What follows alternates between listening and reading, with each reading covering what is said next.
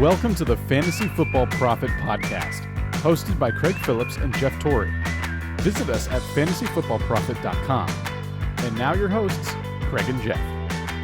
Welcome everyone to the Fantasy Football Profit Podcast. I'm Craig Phillips, joined as always by Jeff Torrey, and today we're going to be talking our top 5 draft day steals for 2020.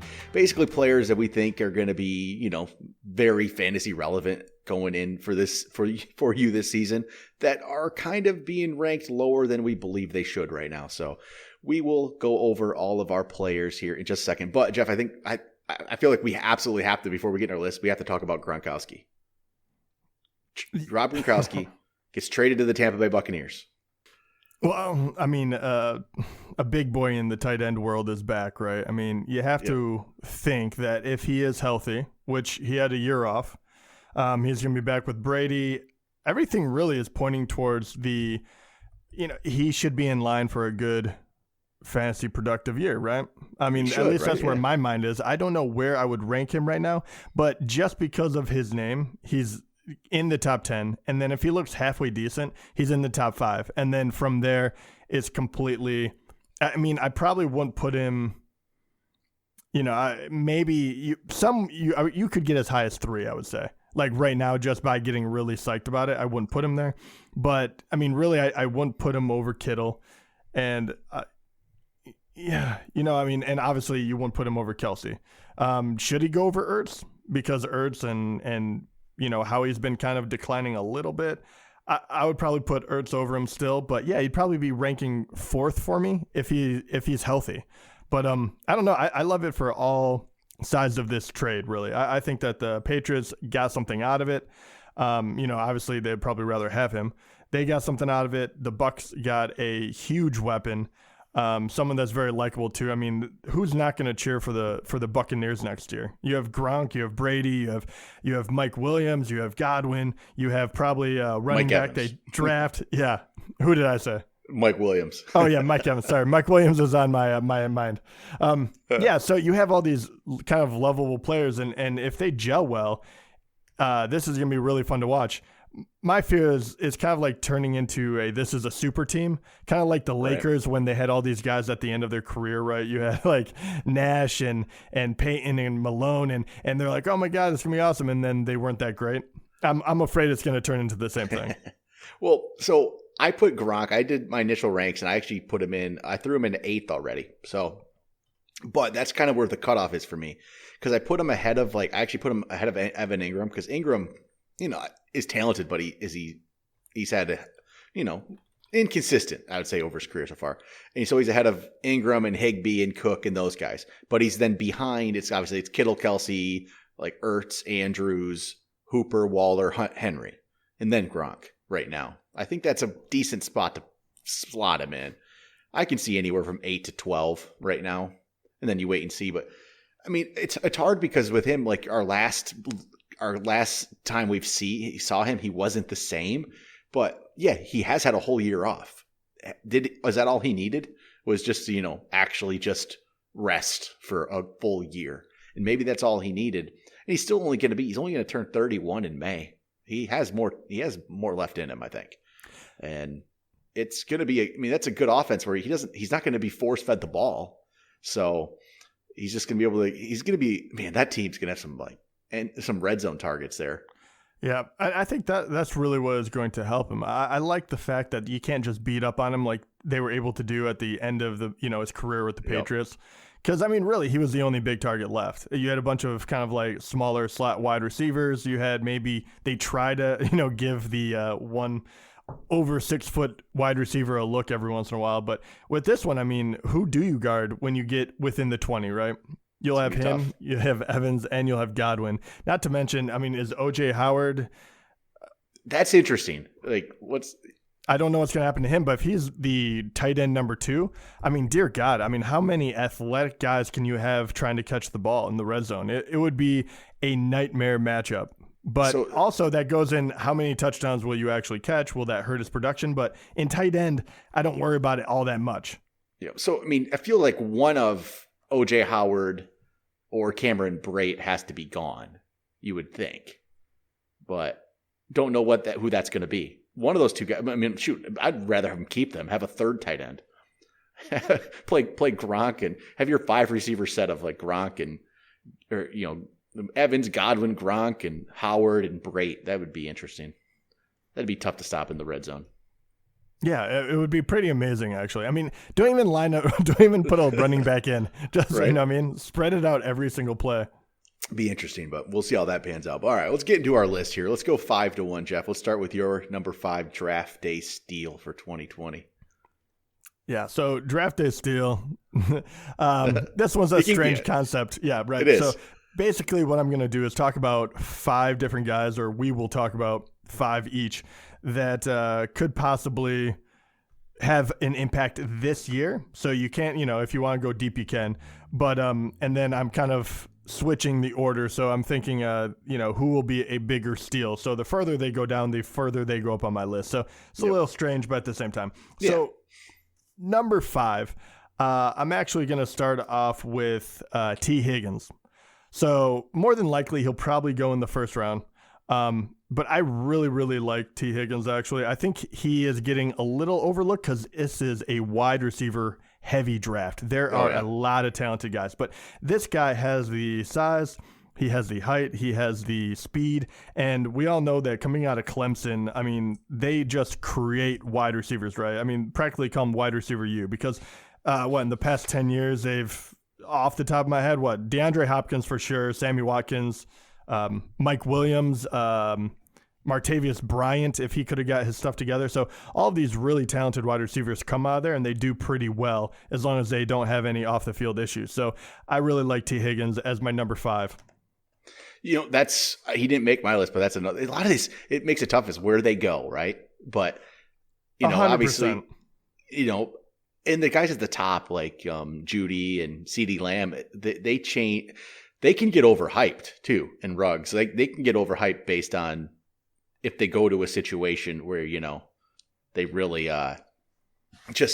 there's some teams that they get drafted by, they're going to go nuts. So, Higgins, I think that's a pretty solid pick there. So he's probably, he's been ranked, in some mocks, he's going to the end of the first, I think.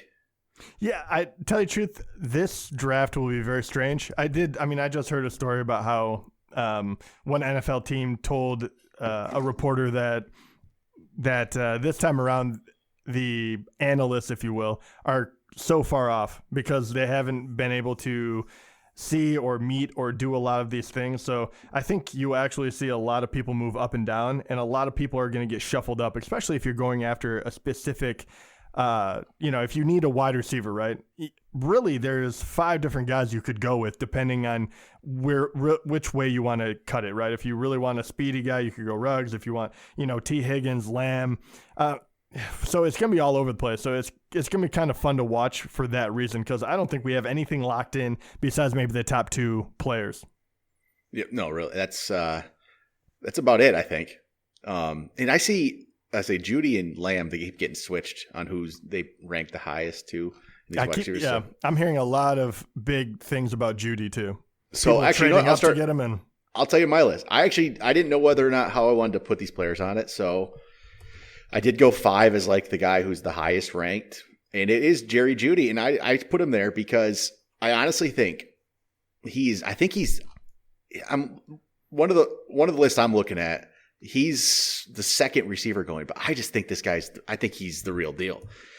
And so this is where, in a typical draft, I would say the rookie running backs will go high, right? In a redraft, people fall in love with the rookie running backs, right? And I feel like the rookie receivers don't get as much love, do they? Well, not since the days of, Mike Evans and that class, right? It's slowed down a bit, I feel like. And I just feel like he's still going to be ranked low enough where he becomes a possible steal. If, again, right situation. This is where it all, has to play out. They have to be in the right situation. But I think this guy's good enough where, we've seen some good Alabama receivers too. So I think he's going to be another one. And I really like him. I think he's, I have him as my number 1. I think I just have him higher than CeeDee Lamb, even though Lamb goes higher than him in some. I don't know what it is. It's something about Jerry Judy. I think that if shoot, I don't know. Let's see. The latest mock I had him, one of these mocks had him going to the 49ers. How about that one? That'd be interesting. He'd become almost the number one right away, I feel like. Yeah, and I've seen some great. others going to the Jets. The Jets is the interesting one where I think he's the number one. I think in those situations, he's their number one guy. So I don't know. I'm picking Jerry Judy over CeeDee Lamb. So he actually did make my list at number 5. All right. So let me see here. Where are you at, Jeff? Number 4 for you. Number 4. And this is going to be a very talented draft, I think, both defensive and offensive. So it's very difficult to kind of tiptoe around the guys that you think are going to go really high, because if they don't, this list kind of gets all derailed. But I think J.K. Dobbins comes in at number 4 for me. And I think he is being overlooked as well, because there's a lot of top end running backs. There's probably a good 5 that will have a legit shot at, taking the starting role depending on where they land. And I think he can do it all. I think he can catch the ball. I think he can run. I think he's very, very quick, and we all know that he's fast. OSU, obviously, you saw Zeke come out of there. I mean, it's a breeding ground for NFL talent. So I really like J.K. Dobbins. I think that he is being a little bit overlooked, but who knows? He could still go in the first round for all I know. But anyway, he makes my list at number 4. He's my number 4 as well, actually.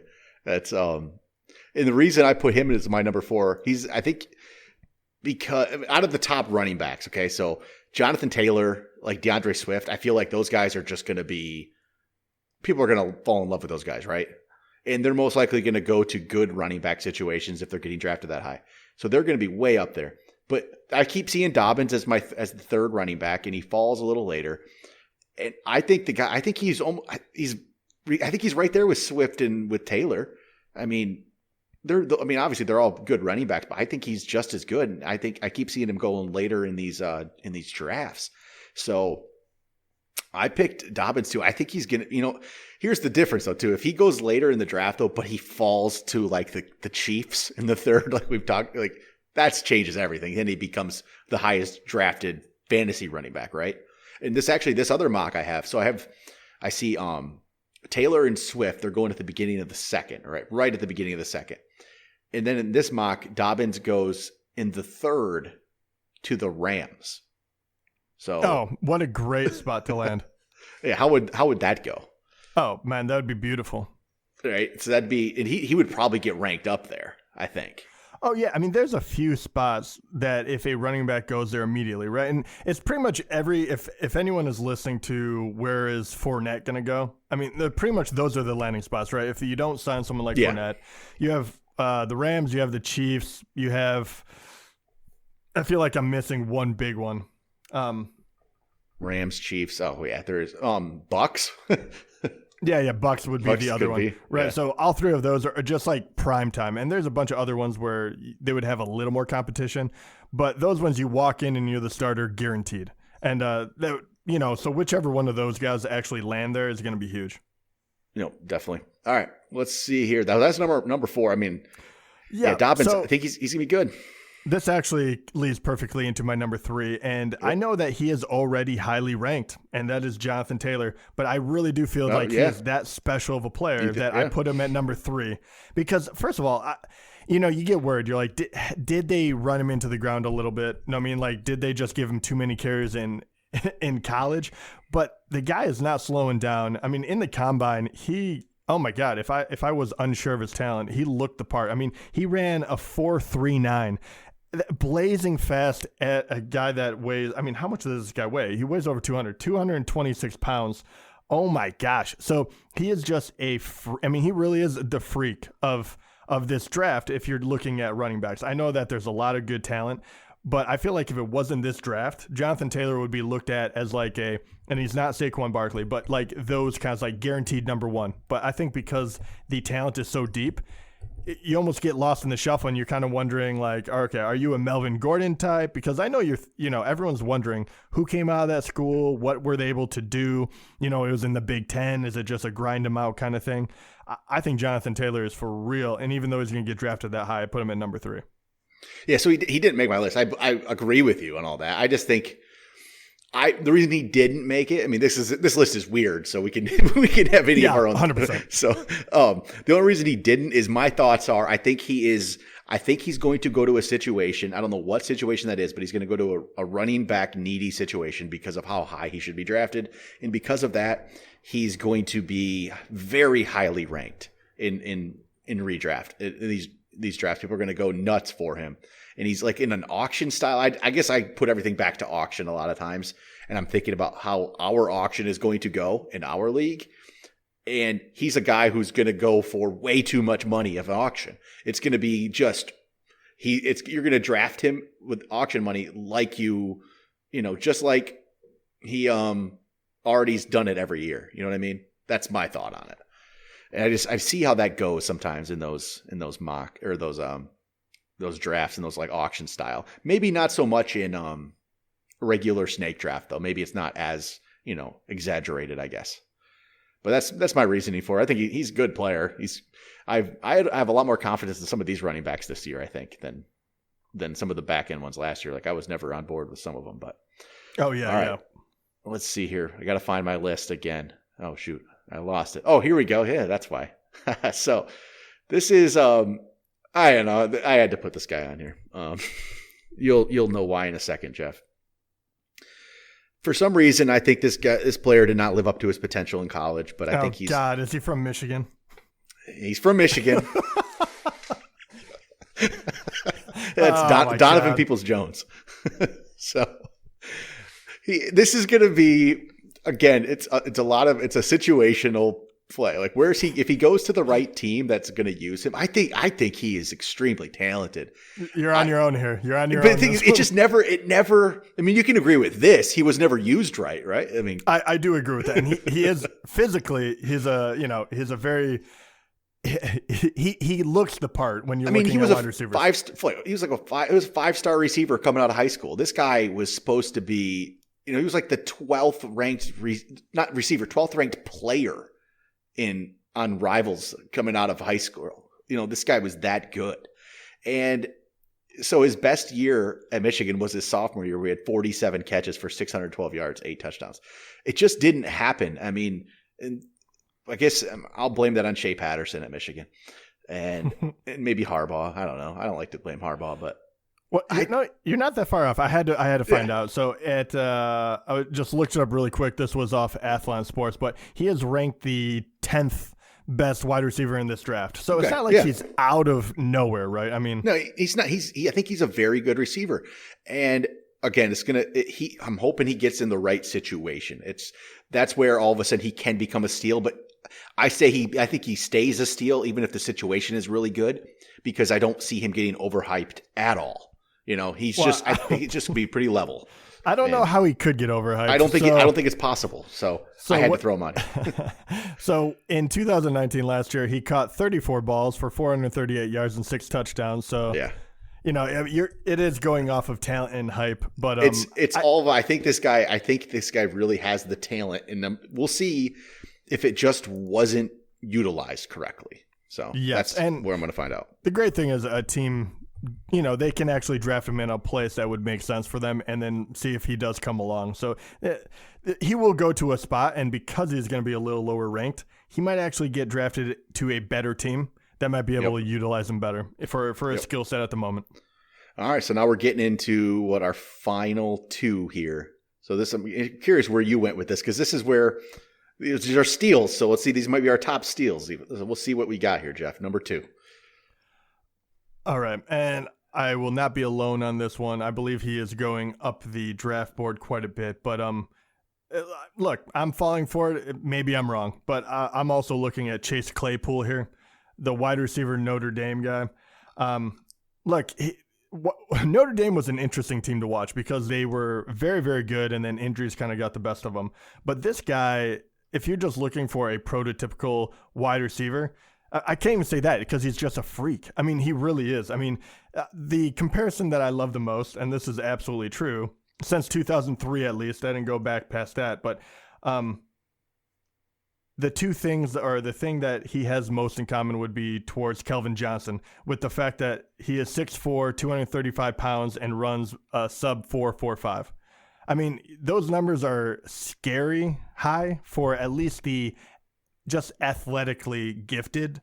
And the wonderful part too is he's still not going to be ranked that high. So he could go to a good team. I mean, he could go to, say, Baltimore or something, and all of a sudden they have a number one wide receiver that actually has like not just speed, but length as well. So Chase Claypool is just one of these interesting guys, even though he is not as prolific in the college game as a lot of the guys that would get drafted above him. We talked about CeeDee Lamb and Judy, all these guys, but he has got the NFL build, and he showed out at the combine. So I had to put him on here because I just think that if he gets in the right position, he could really make noise. In the last mock I was just looking at again, they had him going, I think in maybe the end of the second, beginning of third, I don't know exactly what that, pick 62 to Green Bay. Oh my God, that'd be awesome. But right. Round 2 already. Yeah. That's how much he was ranked as the 22nd wide receiver last time I checked. So I don't know what he would be ranked now, but that shows you, once again, this is scary too, because this shows how quickly people can rise up the ladder just with a good 40 time. So that is always the danger, but everything is just pointing the right direction just because he's such a freak of nature. So yeah, anyway, he's number 2 for me. All right. So my number 2, I went with a running back here. And so I went with, I could have picked a bunch of guys for this spot. I kind of had an idea of I needed a guy in this position, a running back. So I actually went with Cam Akers. So I went with him because I feel like he's going to be right now like my 4th running back. This can go, you can go, I almost want to put like multiple names on this. This can go one of many ways. It could go like Clyde Edwards-Helaire from LSU, Zach Moss. There's a lot of guys that could take this spot. I think it's going to be Akers though. And the reason this is why this guy is here is I feel like the 4th running back is going to go to a great situation. I just have a feeling it's going to be – so the first 2 guys are going to go early, Taylor, Swift. They're going to go to different situations. Taylor Swift. Wow, yeah, that works. Taylor and Swift. And then you got Dobbins. I think he's going to go a pretty good spot. But I feel like this 4th spot, I'm almost guaranteed – I feel like this running back is going to go to either the Chiefs or the Chargers. I just feel like that's where they're going to go. And so I wanted to put whoever that running back is. I'm hoping it's as long as it's not like if it is Dobbins jumps. If it's not, he doesn't probably jump as high. But I think it's just going to be a great situation. So I put Cam Akers here. He's been he's kind of inconsistent, I guess, in college. He's extremely talented. He needs to be a little more consistent. He ran a 4.48 40. He's had a couple 1,000-yard seasons, caught enough balls. I think he can do well. Honestly, it's probably a toss-up between about 3-4 of these guys, though. But I put Akers ahead of him, and I think it's just because of where they're going to go. I have a feeling this is going to be a good situation. So he falls at my number 2. All right. So here we go. Number 1. Number 1, and I didn't go for a crazy pick. I just happened to really like this player. The more I looked into him, the more I understood why he was so successful in college, and I went for the national champion, Justin Jefferson. So wide receiver, he did have Burrow throwing to him. He had ridiculous numbers, video game style, and I think people are going to actually hold that against him. And already, right? I mean, CeeDee Lamb and Judy are going to be just above him, guaranteed. I don't even think it matters what team they really go to. I think people always look at them just as a different tier, and I don't think it necessarily is that. I mean, I think Justin Jefferson showed out in every aspect that he possibly could have, and it's just a very heavy class. I think that because he's dropping a little bit, I don't know where he's actually going to come off the board as far as wide receiver goes. I've seen him as low as 8. I think that's too low. And I've seen him as high as 3 after those 2. So if he ends up as the 4th, 5th wide receiver taken, I'm taking all the way to the bank. I mean, the guy runs a near a 4.4. He's got the size. I mean, the numbers, just to remind you of how well he did this past year, he had 111 catches for 1,500 yards and 18 touchdowns. I mean, ridiculous stats, right? And I know he was on a very good team, but this guy, I really do feel like, just like Jonathan Taylor, I think that he's already an NFL product. I think that he has good routes. I think he is incredibly smooth coming in and out of his breaks. I think that he can do things that other wide receivers, even in the NFL that have already been there a couple of years, they just don't have the grasp of. So I really love Justin Jefferson. Hey, the thing is with these wide receivers, I've seen them all over the board. I have no idea how any of this is going to play out, but again, it's going to be a situation for Jefferson, I think. Where he goes, if he gets in the right spot, he could be very successful. So, all right, Jeff, got my number one player here. So I'm happy you didn't put him on your list because I want to be able to be the one who claims him when he breaks out this year. Okay. So okay. His name is Antonio Gibson from Memphis. He's a running back / wide receiver, I guess. He doesn't really have a position. Okay, that's pretty much it. He doesn't have a position. And he's got to play. He went to JUCO. He is 2018. He barely got a chance to play. He was behind, I believe, Darrell Henderson and Tony Pollard, who were at Memphis. So, two pros, hard to get too much work. And then last year, Jeff, listen to some of these numbers from him, okay? So his receiving part of it, I don't know what position he's going to end up being. But his receiving part of this, so he 38 catches, so the catches aren't like way out there, but he turned those 38 catches into 735 yards and 8 touchdowns. I think that's pretty solid. And then his rushing, only got 33 carries, okay? But his 33 carries, he turned those 33 carries into 369 yards. Think about that. 33 carries, 369 yards. That is 11.2 yards per carry. So, he broke 16 tackles on those 33 carries. He broke 17 tackles on his 38 receptions. That's not bad either.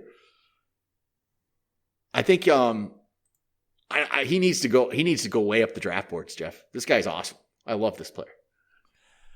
Yeah. Okay. he's amazing. I like where your head is at. I probably wouldn't put him number one, but I get why you did that, and I like. In my head, the comparison immediately went to Alvin Kamara, right? Because he has that athletic ability, and Alvin Kamara really didn't get a ton of work in college, but he still got way more than that. And so that's the scary part for me, because I was like, when Alvin Kamara came out, people were like, well, he only got like 100 attempts, the past 2 years. But 11.2 yards per carry. I mean, okay, but he also went to Memphis. Believe me, he is very fast. He's a very athletic guy. The thing that worries me the most about it, and I really love you pulling his name out here, because I still don't think the NFL is past shoehorning or pigeonholing people into a position. And I think when you don't have one position, they screw you over because they don't know how to use you. And Alvin Kamara is probably the best. Him and McCaffrey, right? They got it right with those two. That is what he needs to be. And you would have to be in the perfect situation in order for that to happen. I mean, we almost saw Lamar Jackson get drafted as a wide receiver. So, NFL doesn't always get it right. So I like the pick, but it scares me to death because we've seen this go badly multiple times. The thing I like about this more is, like, you think of these other kind of guys, a lot of them end up being smaller. Gibson's not that small. He's right around 6 foot, he's like 6 foot, 220, something like that. He's not a small guy. He's not you're not going to throw like a Tariq Cohen, who's more of a receiver and he's explosive running back, but he's like 5'6". He's not that.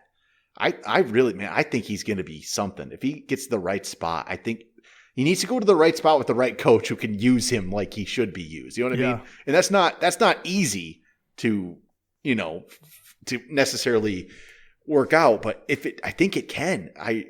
But the thing is, what position is he going to be in fantasy next year? That's where the interesting part is.